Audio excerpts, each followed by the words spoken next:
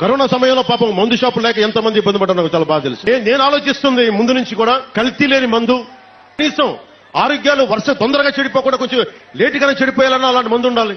ముఖ్యంగా లిక్కర్ మీద మట్టుకు జనసేన టీడీపీ ప్రభుత్వం వచ్చిన నెల రోజుల్లోపే ఇదివరకు పాత ధరలకే క్వాలిటీ. ఊరిని అమ్మ కడుపు మేడం, మీరెక్కడ దొరికారా మా ప్రాణాలకు? నాకు అర్థం కావట్లేదు.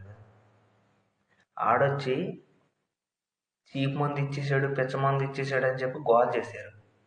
ఇప్పుడు నువ్వేమో అసలు ఏంటి ఆ వీడియో ఏంటి నాకు అర్థం కావట్లేదు. అసలు ఆ ప్రెస్ మీట్ ఏంటి? మేము వస్తే తెలుగుదేశం పార్టీ, జనసేన పార్టీ మాది హయాంలోకి వస్తే మంచి క్వాలిటీ మందు ఇస్తానంటారండి. అసలు ఆడవాళ్ళేమో మందు తీసేయండి రా బాబు, అట్ల వల్ల మా కాపరాలు పాడైపోతున్నాయని చెప్పి పాలు పెడతారు.